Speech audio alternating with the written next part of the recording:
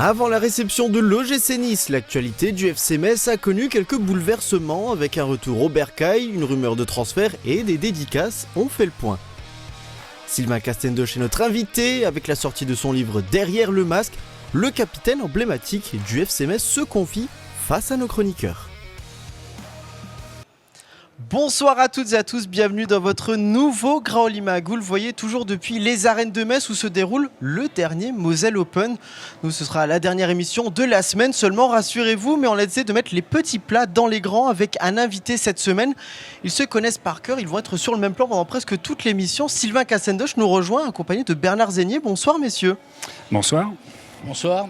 Une actualité riche pour toi Sylvain, dont on va parler pendant l'émission. On va parler évidemment un petit peu FC Metz. Évidemment, on est obligé pour cela qui de mieux qu'Angelo Salemi qui nous a rejoint pour parler de l'actualité du FC Metz. Bonsoir Hendrik, bonsoir à tous. Très heureux de partager l'affiche avec de telles légendes du FC Metz. Oui, parce qu'il faut savoir qu'autour de ce plateau, il n'y a qu'un seul carton rouge au cumulé. Je vous laisse deviner qui l'a pris. Sylvain, ce n'est pas Angelo, ce n'est pas moi. Voilà. Il y en a qu'un. Vous pouvez faire le compte si vous voulez de votre côté. Ça peut aller très très vite. Et c'est le seul attaquant en plus. C'est peut-être pour ça. Je suis un peu attaquant aussi, mais alors pas officiellement. Ça dépend des moments, comment on joue en five. Messieurs, on va passer à la première partie de cette émission, si vous le voulez bien. C'est l'heure du focus. Évidemment, qui dit nouveau Graoli Mag dit actualité. Et on va se pencher sur ce qu'il s'est passé du côté du centre d'entraînement de Frascati avec un petit nouveau du côté du FC Metz. Un nouveau, entre guillemets, c'est Bounassar qui fait son retour avec le collectif et l'équipe de Stéphane Lemignan. Pour l'entraînement dans un premier temps, évidemment, on va se rassurer, Angelo. Mais tout de même, c'est vrai que nous, au Graoli Mag, on s'est amusé il y a un an sur une rumeur, pourquoi pas, avec Bounassar qui cherchait un challenge après la fin de l'aventure Bayern Munich. Le voir aujourd'hui au centre d'entraînement, évidemment, ça se fait position. Ouais, c'est clair. On peut se demander si effectivement il va signer au FC Metz. Ce serait un beau coup en termes de nom, en termes de sentiments, parce que Bounassar, c'est un joueur qui était très apprécié. Après, il y a des questions légitimes qui se posent sur son état de forme. C'est un joueur qui était sans club depuis plusieurs mois, qui a enchaîné de longues blessures. Donc il faudra voir. Je pense que c'est aussi à ça que sert cette séquence d'entraînement à Frascati pour juger son état de forme. C'est vrai que l'état de forme de Bounassar peut poser question. On va regarder ses statistiques. Il y a eu un contrat avec le Bayern Munich qui s'est notamment terminé avec une rupture des ligaments croisés. Le dernier match, c'est le 11 novembre 2023 contre Heidenheim lors de la 11e journée de Bundesliga. Mais une petite expérience tout de même en Ligue 1 entre le FC Metz et l'Olympique de Marseille. Messieurs, je me tourne vers vous, mais attention, pas de petites piques personnelles. Mais faire du neuf avec du vieux, c'est un petit peu le credo du FC Metz ces dernières années. Gauthier, Boubacar Traoré, Habib Diallo. Peut-être Bounassar, est-ce que c'est la bonne solution pour encadrer un groupe qui globalement découvre la Ligue 1 même s'il y a déjà eu 10 journées maintenant ? Je pense que moralement, en tout cas, c'est toujours bien de voir un joueur qui est déjà passé par Metz avoir envie de revenir. C'est vrai que la question qui se pose, comme le dit Angelo, c'est de savoir dans quel état de forme il est. Je pense que sur les qualités du joueur, en tout cas celles qu'on avait aperçues, notamment quand il a commencé à Metz et puis ensuite à Marseille et au Bayern, on peut quand même penser que c'est un joueur avec d'énormes qualités. Donc je pense que s'il retrouve un physique en rapport avec ses qualités et ce qu'il faisait avant, je pense que ça peut être intéressant. Bernard, je sais qu'on t'a déjà entendu parler de certains joueurs du FC Metz. Là, c'est 168 matchs de Ligue 1, 6 buts, 13 passes. Alors évidemment, c'est un ailier. C'est une expérience non négligeable. Quelqu'un qui connaît l'histoire du club quand même, parce qu'il a été ici pas mal d'années. C'est comme l'a dit Sylvain, il a bien dit, ça pourrait être une bonne chose. Le seul petit bémol, c'est de savoir son état de forme. Après, voilà, c'est un garçon qui n'a pas joué depuis très longtemps, donc c'est le seul petit problème. Mais à côté de ça, quand on voit par exemple qu'un garçon comme Udol a eu 4 fois les croisés et qu'il est revenu au niveau où il est, je veux dire, les croisés, c'est pas... moi, j'ai eu les croisés, j'ai rejoué au football pendant 10 ans, après en Ligue 1. Donc, il n'y a pas aujourd'hui, je veux dire, médicalement parlant, de soucis, je pense, par rapport à ça. Non, c'est simplement... En plus, ce serait une très bonne chose, parce qu'il connaît la maison, il a démarré ici. Donc, et je pense, en plus, parce qu'on est au FC Metz et on n'est pas au PSG, qu'il peut rentrer justement dans le budget de ce que peut faire le FC Metz par rapport à une recrue. Donc pourquoi pas ? Il faut voir son état, c'est tout. Ce qui peut être rassurant, c'est que j'ai lu qu'il s'entraînait quand même tout seul depuis un an. Donc je pense que physiquement, en tout cas intrinsèquement sur la physiologie, ça doit aller. Après, les questions qui se posent, c'est de savoir quand il va s'intégrer dans un collectif et quand il va recommencer des parties un peu plus collectives, comment il va pouvoir s'inscrire dans ce cadre-là. Je me pose une autre question, moi. Bounassar, au FC Metz, on l'a quitté en tant qu'ailier, milieu offensif. Ces dernières années, il était plutôt un peu reconverti latéral droit. Donc la question qui se pose, c'est aussi s'il signe, où est-ce qu'on l'utilisera? Alors, ma Sachant que le petite poste- carrière de football manager, aussi grande soit-elle, me permet d'avoir peut-être un élément de réponse.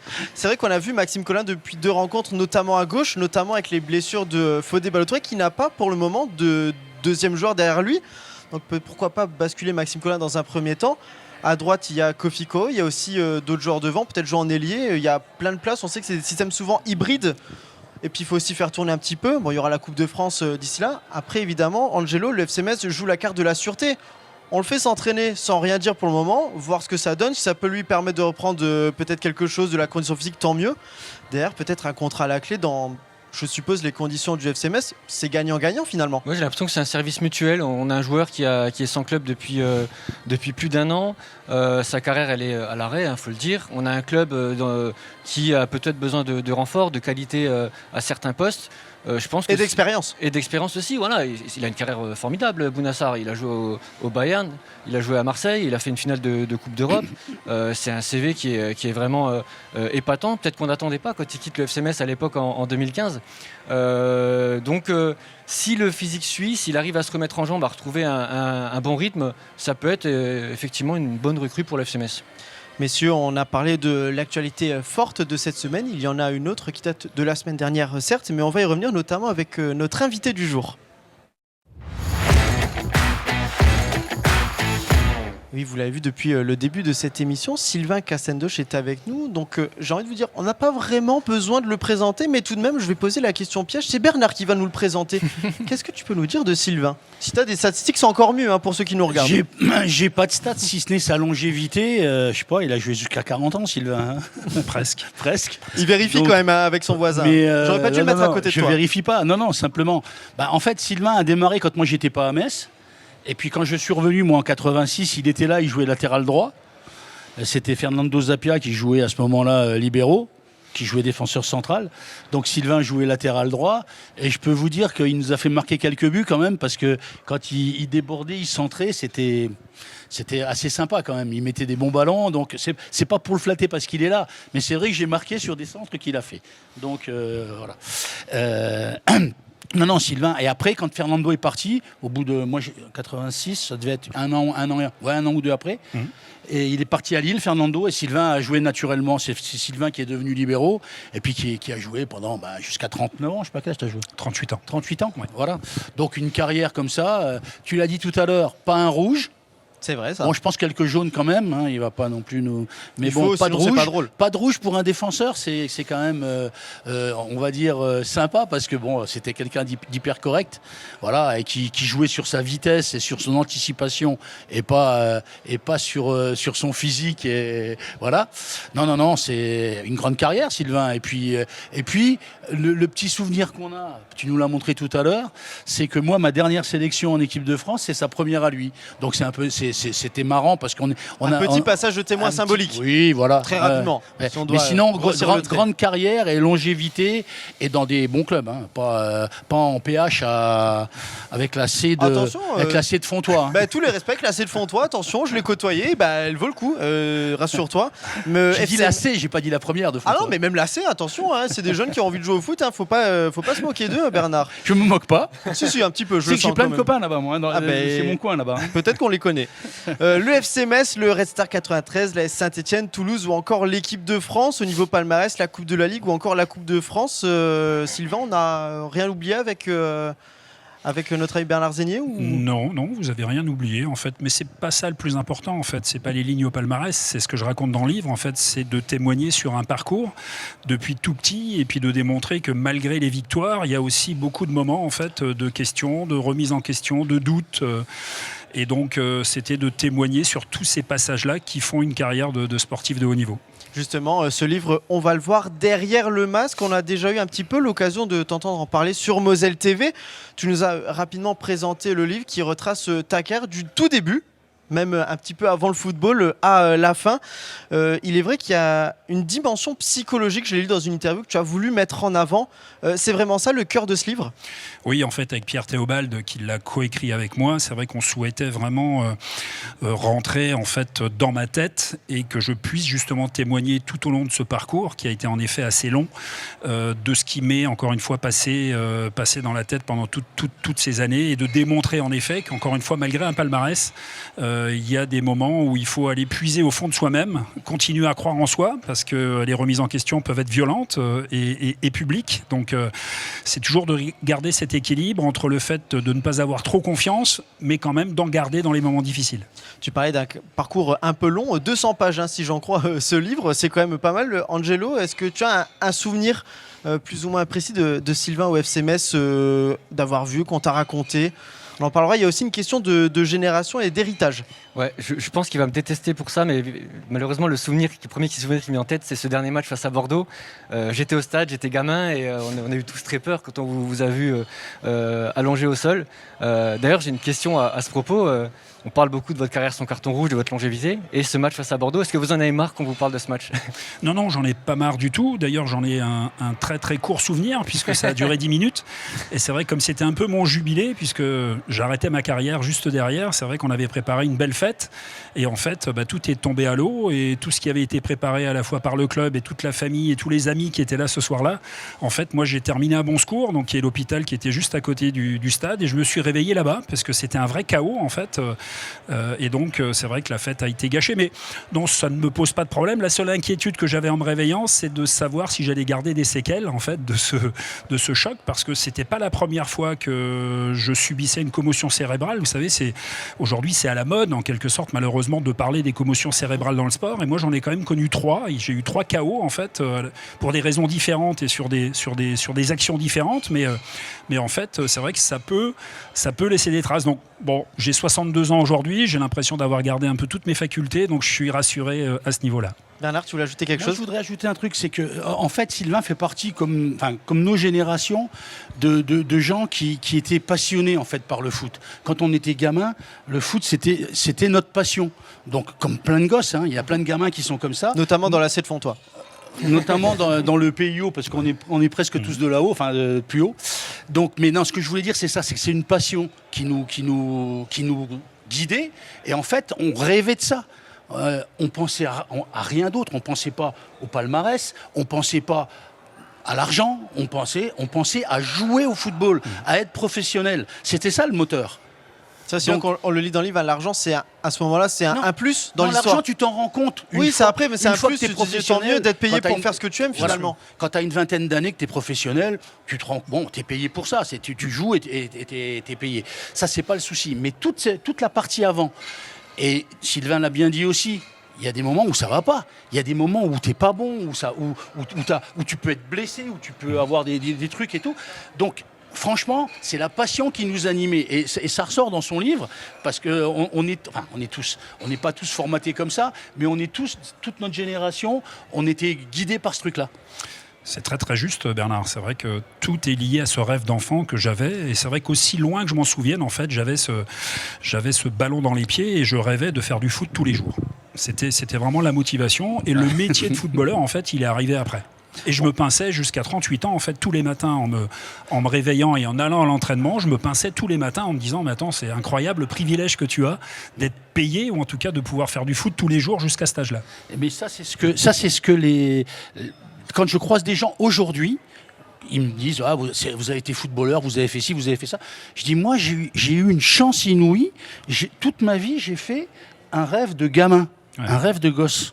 C'est un truc de dingue quand même, parce que j'espère qu'il y a beaucoup de gens qui vont travailler le matin et qui font quelque chose qui leur plaît, mais il y a beaucoup de gens aussi qui vont à reculons, parce qu'ils sont obligés il faut manger, il faut travailler.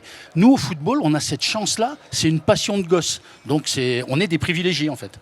Et justement, il y a une question qui me vient à ça. Quand on relit toute sa carrière, quand on refait un point sur toute sa carrière, qu'est-ce qui vient de la fierté, de la nostalgie, ou peut-être un autre sentiment ? Nostalgie, non. Fierté, évidemment, mais surtout l'envie, encore une fois, de témoigner, tout simplement. Alors c'est vrai que se vendre, en quelque sorte, c'est pas évident. Encore une fois, j'ai fait ce livre avec Pierre Théobald, parce que on s'est trouvé, encore une fois, en phase sur la manière d'écrire sur livre, c'est-à-dire d'aller vraiment sur la dimension psychologique, sur le fait encore une fois, de pouvoir mener une carrière tout en gardant ses valeurs. Bernard, même question pour toi, mais à ton niveau, quand tu fais le point sur ta carrière, tu n'as pas encore sorti le livre, pas encore, peut-être que tu vas nous l'annoncer dans l'émission, on ne sait jamais, je serais ravi de l'annoncer ici. Mais quand tu fais un point sur ta carrière, c'est quoi le sentiment qui prédomine ? Ah non, c'est ce que je viens de vous dire il y a 2 secondes, c'est d'avoir été privilégié dans ma vie parce que, bon, moi je rêvais de ça en étant gamin. Sylvain le dit, on avait le ballon, on dormait avec notre ballon. Moi j'ai dormi avec des chaussures de foot quand j'étais petit. Mes parents, mon père était éclaté de rire. Mon père qui avait été footballeur pro, il rigolait parce qu'il me voyait, je dormais avec les chaussures de foot. Je veux dire, on en rigole maintenant, mais c'était comme ça. Donc moi, je ne pensais qu'à ça. Quand j'étais à l'école, je travaillais relativement bien en classe. J'ai dit un jour, on m'a posé une question, qu'est-ce que tu veux faire ? J'ai dit, avoir 8-9 ans. Quand tu seras grand, j'ai dit footballeur. Je ne sais plus si c'est un médecin. Il m'a dit, mais c'est pas un métier, ça, mon petit. Moi, je tombais des nues parce que je rêvais de ça et je trouvais que c'était normal. Après, je te dis, on a une chance inouïe d'avoir fait ça. Et moi, après le football, je suis resté dans le football. Après ma carrière de joueur. Donc, pour ça que je te dis, privilège, parce que c'est extraordinaire. Tu te lèves tous les matins et c'est un truc que tu adores. C'est quand même beau. Même question pour Angelo. Très, très fier d'avoir joué jusqu'en première division de district. Mais attends, Mais il faut. Il n'y a pas de petites équipes. Hein. Non, c'est vrai que Angelo, on le sent et nous aussi. Enfin, dire, le football, c'est quand même un rêve qu'on a tous, je pense, plus ou moins quand on est gamin. Je veux dire, il n'y a pas de petit niveau aujourd'hui, même si aujourd'hui on peut comparer. Mais c'est vrai que quand on lit, notamment ce qui a pu se passer là, c'est vrai que ça donne envie. Bah, c'est clair, je pense que le rêve de devenir footballeur, on l'a à peu près tous eu. Moi, je l'ai eu. Et tu le vis d'ailleurs. Ben, c'est vrai, moi aussi je suis un privilégié parce que moi aussi je fais un métier que je voulais faire quand j'étais petit.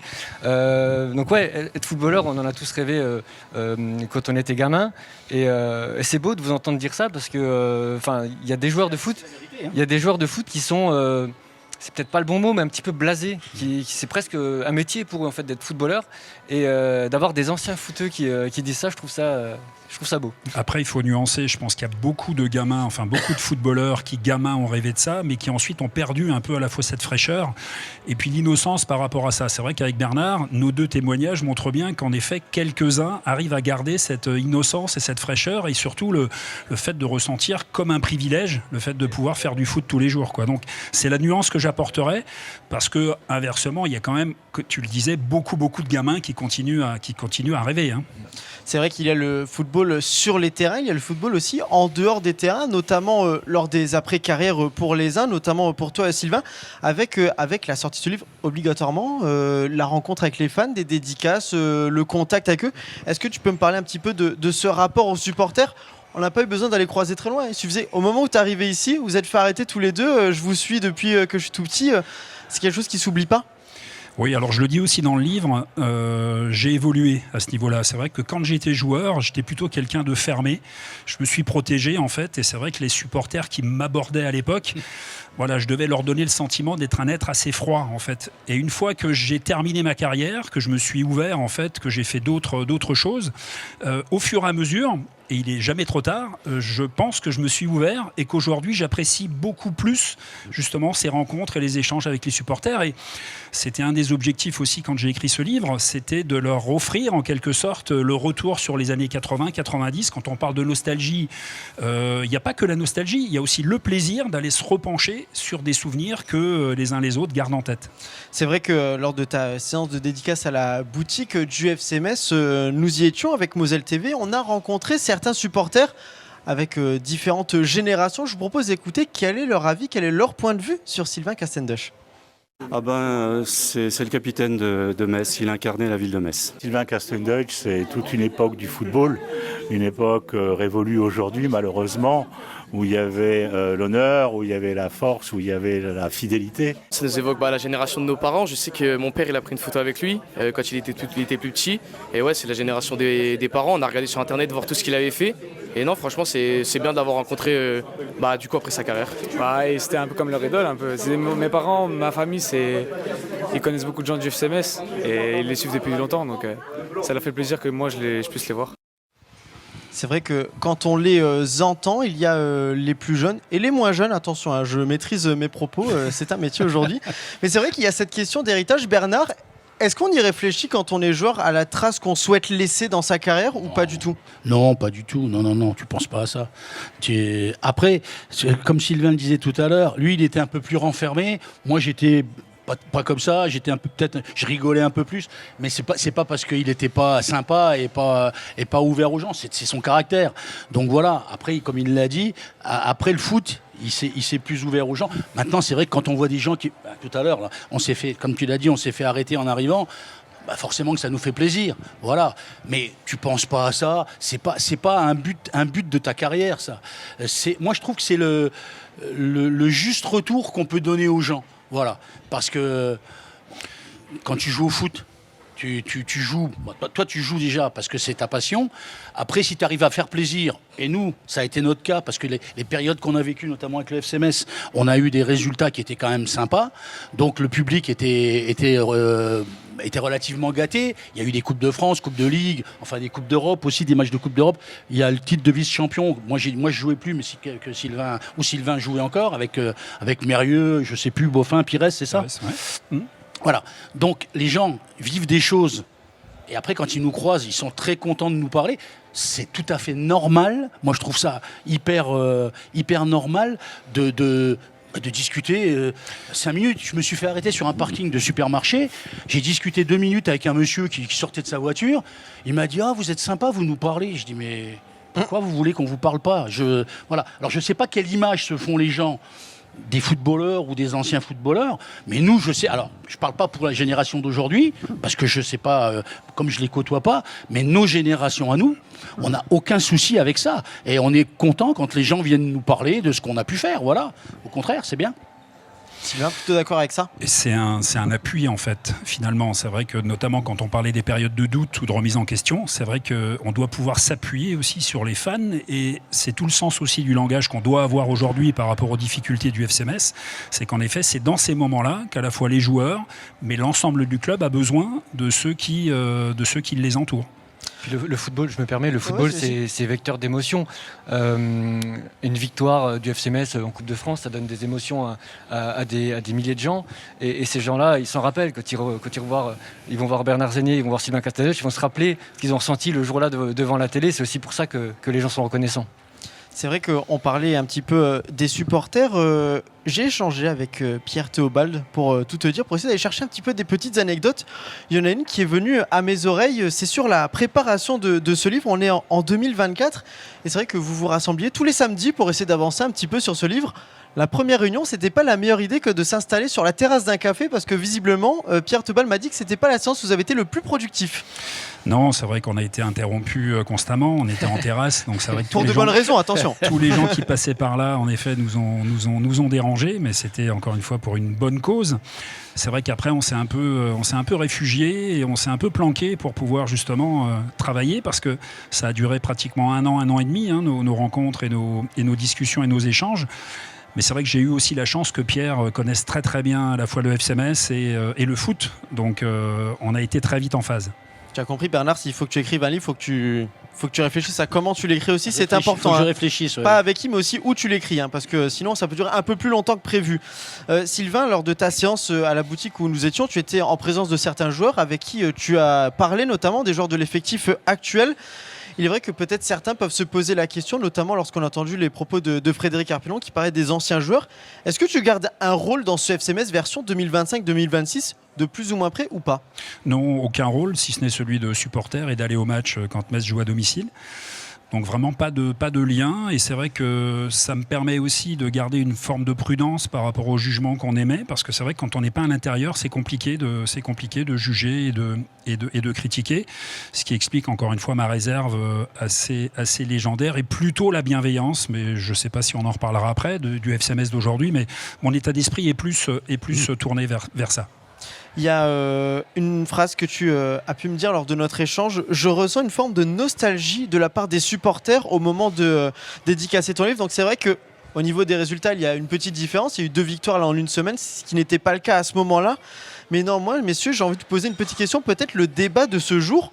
On entend souvent, notamment de la part d'une célèbre phrase de Kylian Mbappé, le football il a changé. Mais moi j'ai une question, est-ce que le foot c'était vraiment mieux avant ou non? De manière générale, hein, je ne parle pas forcément que du FC Metz. Est-ce qu'aujourd'hui il y a peut-être pour vous deux quelque chose du football moderne que vous auriez aimé connaître, que vous auriez aimé tester et que vous n'aviez pas forcément à votre époque?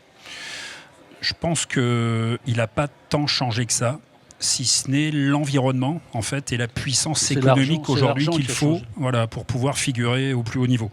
Ce qui a vraiment changé, c'est ça, c'est la propriété des clubs, c'est le fait que tous ces clubs sont propriétés de milliardaires souvent étrangers. Donc ça modifie le paysage en fait du football français. Et je crois que fondamentalement, pour les avoir encore fréquentés il n'y a pas longtemps, à travers mes fonctions de coprésident à l'UNFP, le syndicat des footballeurs, en allant rencontrer les joueurs actuels, je peux vous dire qu'ils ont gardé un état d'esprit qu'on peut comparer à celui qu'on avait. Ce qui change, encore une fois, c'est tout ce qu'il y a autour d'eux. Bernard, qu'est-ce que tu aurais aimé tester? La VAR, Instagram, Twitter Je serais très curieux de voir sur Instagram. La VAR, je sais pas trop parce que c'était supposé aider et améliorer. Finalement, il y a peut-être un peu plus de débats que prévu. Et il y a plus de débats que prévu. Des fois, tu es là 10 minutes sur une action alors qu'ils la mettent sur tous les angles et tout. Je pense, moi, alors je suis un peu de l'avis c'est Platini qui était contre la VAR. Moi, je suis un peu de son avis parce que c'est plus le même football. Je veux dire que tu. On enlève un côté humain. C'est un peu le propos qui arrive à ce moment-là sur les décisions. Il faut aussi penser qu'un arbitre peut se tromper. Voilà. Après, alors comme l'a dit Sylvain, il y a des contraintes économiques aujourd'hui qui font que la moindre décision de l'arbitre qui n'est pas en ta faveur, et si tu penses qu'il s'est trompé, ça prend des proportions énormes. Donc, bon, je pense, Bernard, qu'il y a peut-être deux dimensions qui peuvent être intéressantes avec la VAR. C'est la goal line technologie, c'est-à-dire de savoir si le ballon a franchi la ligne ou pas, et le hors-jeu, si on arrive à vraiment bien définir, en fait, je dirais technologiquement. Oui, parce que la pointure de pied supplémentaire, on est encore un peu sceptique. Aujourd'hui, si tu as un grand nez, tu es hors-jeu. Hein. Alors, ça devrait changer. Ça devrait changer, puisqu'Arsène Wenger essaye de modifier ça, justement, pour faire en sorte que c'est une plus grande partie du corps qui devrait témoigner. Mais je pense qu'en dehors de ça, j'ai été avec Michel Platini publiquement un des rares à l'époque quand la VAR a été mise en place à travers mes fonctions à l'UNFP, encore une fois, à m'élever contre, parce que c'est simplement un transfert de responsabilité. C'est-à-dire que plutôt que de continuer à responsabiliser l'arbitre qui est sur le terrain, en fait, on transfère cette décision quand il y a interprétation dans un studio ou pour des arbitres qui ne sont pas sur le terrain. Donc en fait, on n'a pas résolu le problème, puisque dès qu'il y a interprétation, pour toutes ces situations-là, forcément, c'est l'humain qui va être mis en question. Et Angelo, on le ressent peut-être aussi au niveau des médias et de la presse. C'est vrai qu'aujourd'hui, on se concentre surtout sur les statistiques, on l'a dit, sur le moindre petit détail, que ce soit un centimètre pour la VAR, une passe décisive, une stat pour un joueur, pour un attaquant. C'est vrai que là aussi, dans le traitement, ça a un petit peu changé. Ouais, je vais un peu tenir un discours d'aigri, mais il y a beaucoup de choses qui me plaisent pas dans le foot d'aujourd'hui. On a parlé. Lui, il aime la gadoue et les fourbons. Toi, t'es né trop tôt. Hein. C'est ça, non, mais oui. On a parlé de la VAR qui détruit les émotions. Aujourd'hui, quand on explose le joueur sur un but, on se retient. Ah non, il y aura peut-être hors-jeu. Ça, je trouve ça terrible. Ah, peut-être que Götze aurait dû y penser pour la VAR avant d'enlever le t-shirt. Ça, c'est une autre histoire. Ça. Les hors-jeux au millimètre, alors qu'avant, c'était beaucoup plus simple. Alors. Moi j'ai découvert le foot dans la fin des années 90, je suppose qu'il y avait déjà des histoires de gros sous, mais j'ai l'impression qu'aujourd'hui tout est guidé par ça. Et ça aussi, ça me plaît pas. On parle plus d'ADN. Là, j'ai lu un article il y a quelques jours comme quoi San Siro allait être détruit. Enfin, ça m'a fait mal au cœur. On parle de l'histoire du foot quand même, d'un monument. Voilà, beaucoup de choses. Après, peut-être que les joueurs étaient plus abordables par le passé. Mais ça, c'est une conséquence logique, parce qu'aujourd'hui, il y a plus de sollicitations, plus de médias. Les clubs sont obligés, je pense. Et plus de réserves à avoir, on peut le dire. On a parlé des réseaux sociaux aujourd'hui pour un joueur. Dire tout et n'importe quoi, tu sais que d'une manière ou d'une autre, ce sera enregistré, publié, que ce soit par journaliste, par quelqu'un qui est à côté.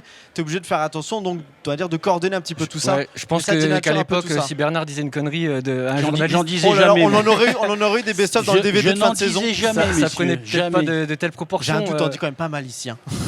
Non, bah après voilà, il y a la nostalgie. Je parlais de mes souvenirs de gamin tout à l'heure. Moi, quand j'étais gamin, après les matchs à Saint-Symphorien, on grugeait un peu le système de sécurité et on allait faire des photos avec les joueurs à la sortie des vestiaires. Ça, je sais sait que c'est plus possible. Ah, ça c'est plus compliqué. Et tant mieux, parce qu'il y a trop de sollicitations aujourd'hui, donc c'est normal que tout soit cadenassé. Mais voilà, c'était ma petite parenthèse aigreur du jour.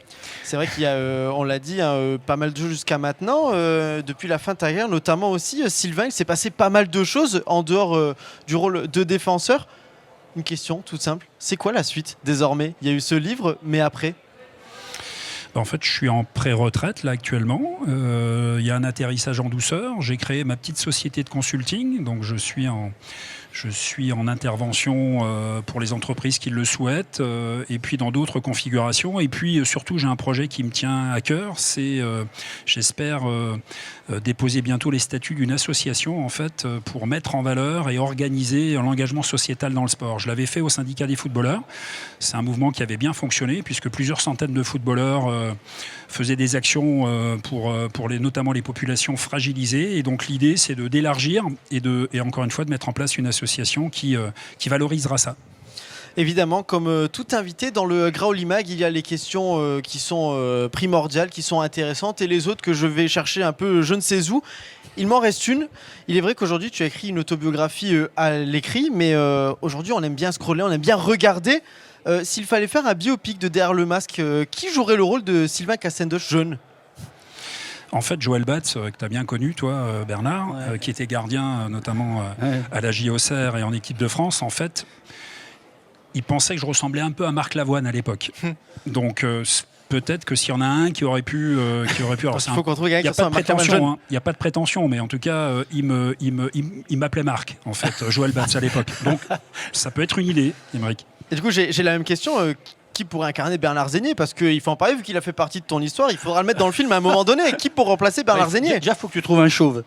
C'est pas bien compliqué ça aujourd'hui. Bon, bah alors, je sais pas. Ah, c'est une bonne question, mais Je je pense que Bernard est tellement unique qu'il n'y a que lui qui pourra jouer son Celle-là, propre rôle. je te l'offre sur un plateau. Alors ça, c'est sympa, Sylvain. On va quand même chercher dans une prochaine émission, savoir qui pourrait jouer le rôle de Bernard Zégnier jeune. Nous, on va passer à la suite de l'actualité. Évidemment, il y a les terrains qui continuent à faire parler d'eux, notamment du côté du FC Metz. C'est l'heure du journal de la Ligue 1.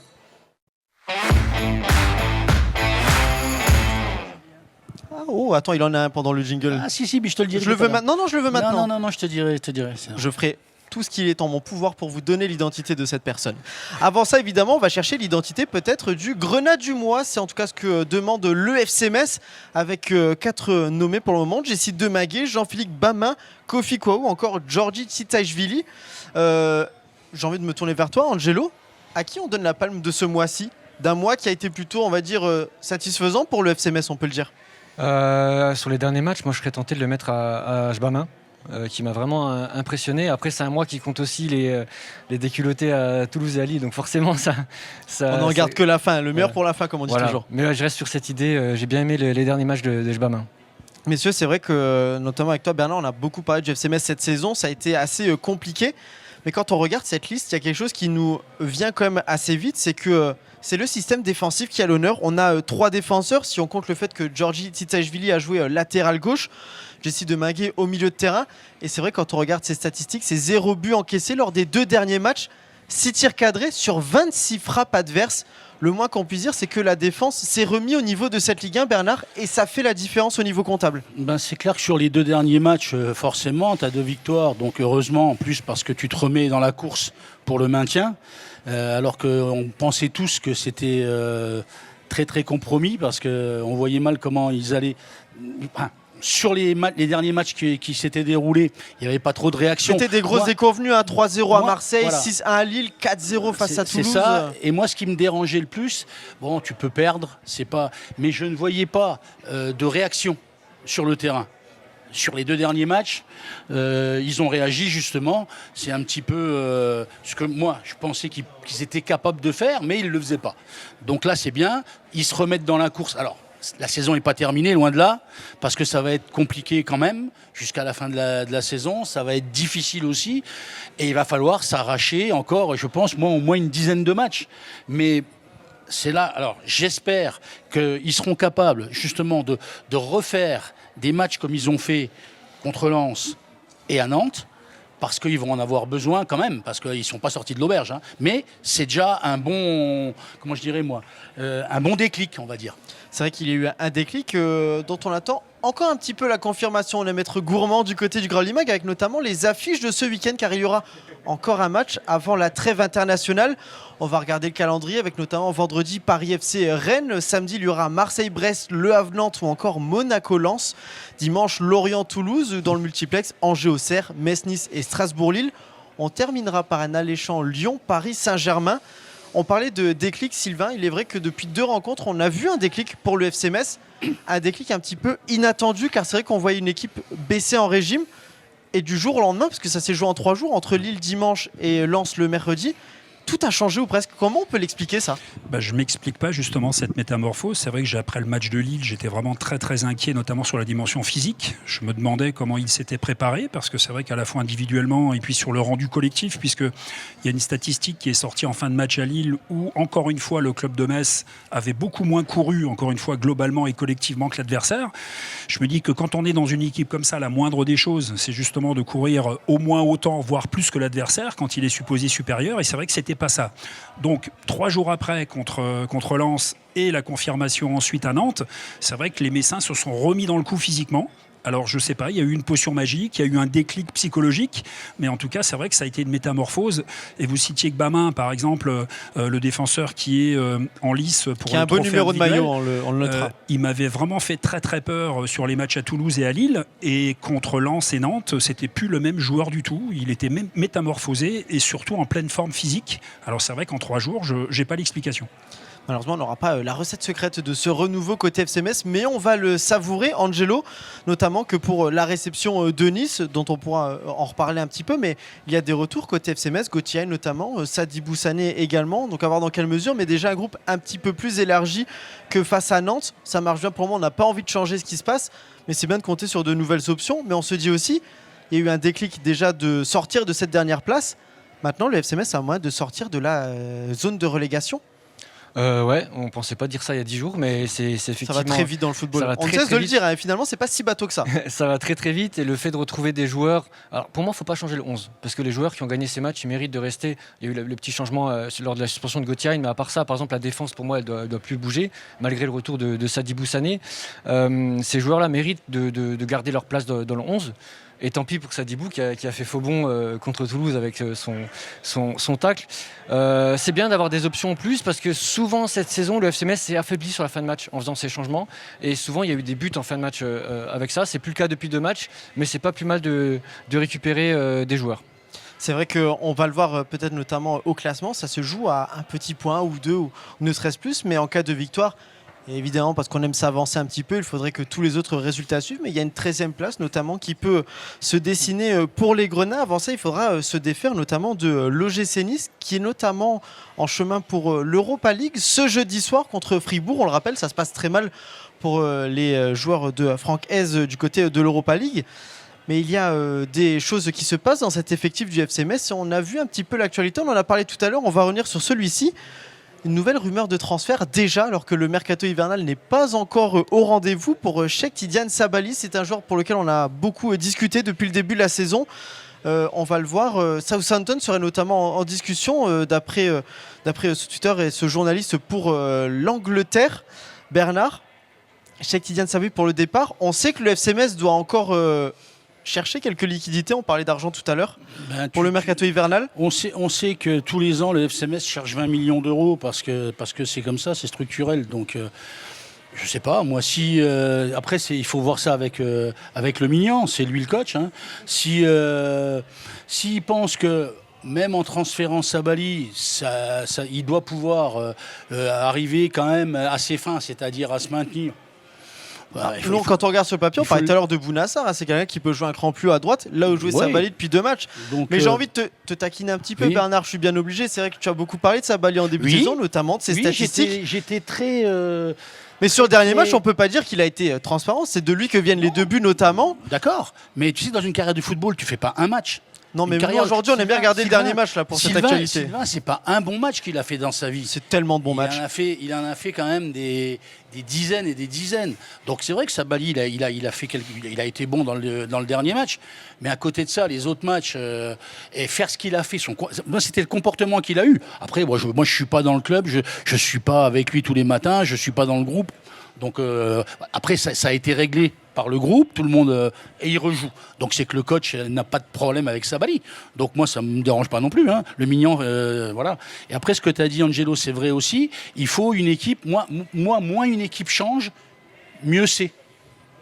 Ouais, et puis là, c'est pas le bon timing, Bernard, excuse-moi, mais si on commence déjà à parler maintenant, en fait, d'un éventuel départ d'un des joueurs, et notamment Sabaly, je trouve que c'est pas très judicieux, alors que la dynamique se réenclenche. Si on commence déjà à reparler de départ de joueurs... On a parlé de l'effet du mercato dans le mental, notamment de certains joueurs. On sait que ça prend beaucoup de place avec les agents, avec les réseaux sociaux, ça peut empiéter sur certaines performances. C'est vrai qu'aujourd'hui, mettre à l'abri des joueurs du FC Metz qui sont dans une petite bulle positive aujourd'hui, c'est ce qu'il y a de primordial pour le club. Ouais, mais je te dis, tu es obligé d'avoir quand même une homogénéité de l'équipe. Il faut que les gens... Alors, aujourd'hui, le football, alors, ce que tu disais tout à l'heure, ce qui a changé un peu, c'est qu'aujourd'hui, les joueurs tournent beaucoup plus qu'à notre époque. Nous, on restait plus longtemps dans les clubs. Donc, tu arrivais à ce que les gens se connaissaient par cœur. Presque les yeux fermés. Sylvain, on parlait de Sylvain latéral. Sylvain, quand il jouait latéral, je savais même sans regarder, je savais qu'il allait faire un appel sur le côté. Voilà. Donc tu connais les qualités. Tu perds ton joueurs. micro, Bernard. Tu connais les qualités des joueurs et tu sais ce qu'ils sont capables de faire et comment ils veulent le ballon, où, sur quel pied, tout ça. Aujourd'hui, c'est plus compliqué. À part les gros clubs, parce que les gros clubs sont capables de retenir leurs joueurs le temps qu'ils veulent, il n'y a pas de souci. Le PSG, il garde les joueurs le temps qu'ils veulent. Mais on n'est pas le PSG à Metz. Donc, ce qui serait dérangeant, comme l'a dit Sylvain, c'est que l'équipe tourne et que les joueurs partent vite comme ça, parce qu'ils n'ont pas le temps, justement, de se connaître, de savoir, on en rigole, mais de savoir sur quel pied il veut le ballon, pourquoi, comment, s'il le veut en profondeur, ou jamais, ou toujours dans les pieds. Ça, tu connais tes partenaires.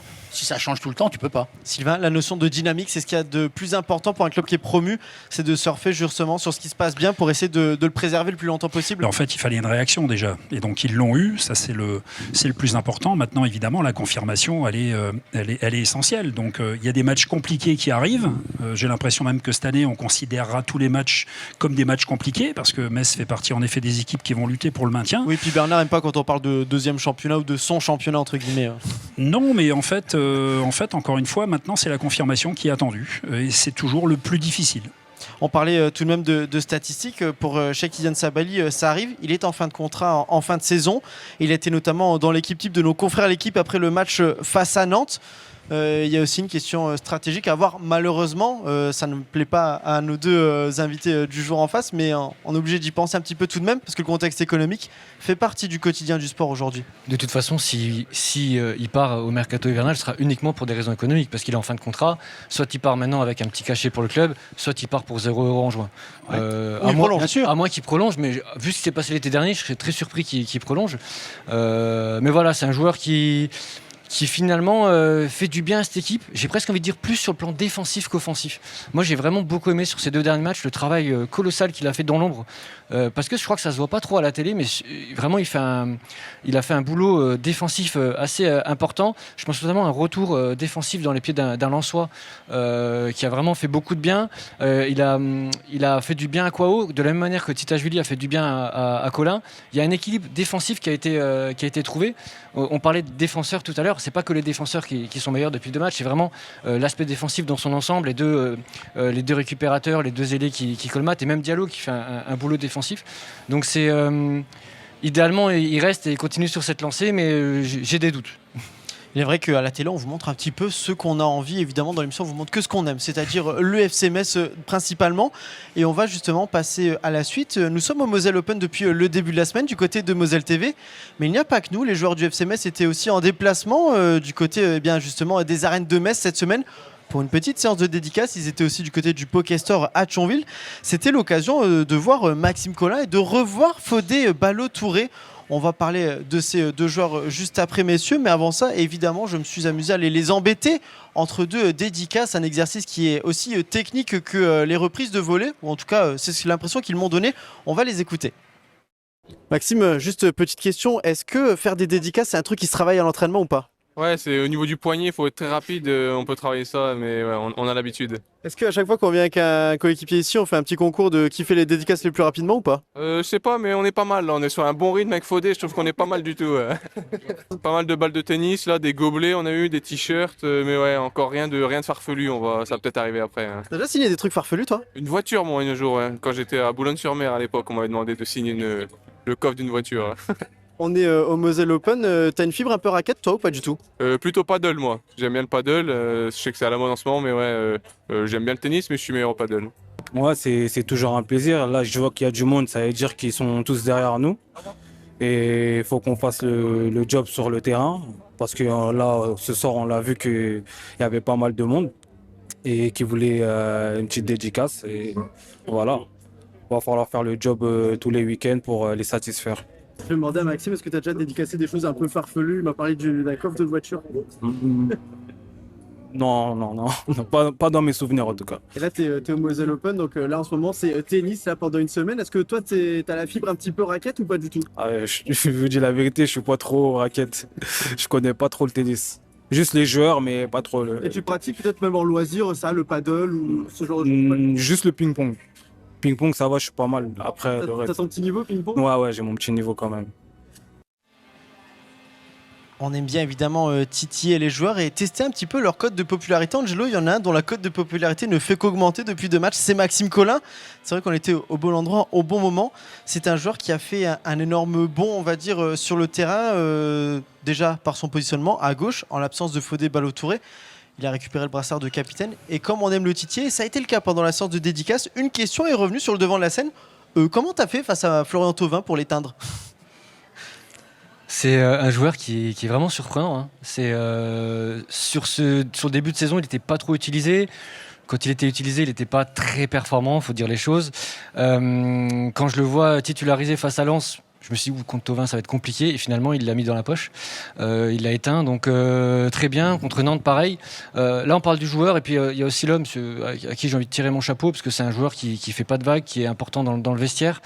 J'en avais parlé avec lui avant le début de saison. Et il m'avait dit, j'ai pas envie d'être seulement joueur de vestiaire. J'ai envie d'être là, d'être performant. Et depuis 2 matchs, il le fait. Et quand on voit ses performances, on dit que Fodé Ballo-Touré va devoir cravacher pour récupérer sa place. Maxime Collin, Sylvain, c'est vrai qu'il a ce côté un petit peu surprenant, mais qui a eu tant d'éloges de la part de Stéphane Lemignan. On a parlé de l'importance du vestiaire, des joueurs d'expérience, de ceux qui ne jouent pas forcément tout le temps. Il en fait partie et quand ça se traduit en plus par le terrain, c'est encore mieux. Ouais, j'aime l'homme autant que le joueur. J'ai été d'ailleurs surpris que Lemignan ne l'utilise pas davantage. Alors c'est vrai que quand il a eu des morceaux de match, ça a été compliqué, mais bon, c'est jamais évident, surtout qu'il a un style qui presque l'oblige à commencer les matchs, parce que comme il est un peu diesel au démarrage, je pense que c'est toujours mieux quand il démarre. Donc le fait qu'il ne l'ait pas beaucoup fait depuis le début de saison, ça m'étonnait. Et donc son arrivée là, et puis son éclosion sur ces 2 derniers matchs, vraiment me font plaisir, d'autant plus qu'il lui a donné le brassard de capitaine. Il est passé directement du banc au brassard de capitaine, donc c'est quand même le signe qu'en effet au sein du vestiaire il a une place importante et qu'il joue son rôle de cadre et de meneur. Il y a un autre joueur qu'on a vu, c'est Fodé Ballo-Touré. Bernard, c'est vrai que Fodé Ballo-Touré, ça a été nous on a envie de dire d'extérieur le pari du FC Metz, parce qu'il est arrivé tard sur le mercato estival. Il est censé remplacer Mathieu Doll sur le côté gauche, beaucoup blessé, encore là maintenant, on l'a dit, il faut attendre après la trêve internationale. On l'attend en retour, mais parfois le bricolage ça a du bon, parce que Maxime Collin à gauche pour le moment ça fait le travail. Oui, mais comme l'a dit Angelo, Maxime Collin c'est un garçon avec un super état d'esprit. Donc dans une équipe, bon, c'est pas parce que là t'as gagné 2 matchs, mais dans une équipe qui est en difficulté, c'est hyper important d'avoir des garçons comme ça. Et puis c'est justement le FC Metz, je trouvais moi qu'on n'avait pas assez. T'as Stambouli qui joue pas là. Stambouli, il doit être avec Hein, avec comment Collin, Deminguet aussi. Ça doit être eux les moteurs de l'équipe. Parce que quand une équipe est en difficulté, t'as toujours dans un groupe 3-4 gars sur le terrain qui sont là pour tirer les autres, pour booster les autres. En général, c'est des mecs d'expérience. C'est des joueurs un peu plus expérimentés. Alors, plus âgés, ça veut rien dire, mais plus expérimentés. Et Maxime Collin, il rentre là. Et comme l'a dit Sylvain, il se retrouve, il joue pas. Quand il rentre, il est un petit peu en difficulté parce qu'il a du mal à se mettre dans le coup quand il faut jouer 10 minutes, un quart d'heure. Et là, il est bombardé capitaine. Et pof, t'as ce déclic-là. Je pense qu'il y est pour quelque chose, moi. Je pense qu'au niveau du mental, c'est un garçon qui fait beaucoup, beaucoup de bien. Dans l'équipe, je ne parle même pas dans le vestiaire, sur le terrain, par rapport à son comportement et comment il peut entraîner les autres. Messieurs, on l'a dit, il y a donc un dernier match ce week-end avant la trêve internationale face à l'OGC Nice. C'est aussi l'occasion, pourquoi pas, d'aller voir les féminines, dont on fait une petite parenthèse, qui ont su rebondir après leur défaite face à Toulouse au stade Saint-Symphorien. Il y aura un match à Douzavel avant le match face à l'OGC Nice. On espère évidemment que vous y serez. On rappelle aussi la sortie depuis quelques jours de ce livre derrière le masque de Sylvain Castendoche, l'occasion de refaire connaissance avec l'emblématique capitaine du FC Metz. Merci messieurs de m'avoir accompagné pour cette émission. Car évidemment, j'ai une mauvaise nouvelle, c'est déjà la fin de celle-ci, la fin de notre épopée Moselle Open. Évidemment, il y a encore plein d'actualités à suivre, que ce soit au FC Metz, mais également au Moselle Open. On se dit à très vite sur Moselle TV.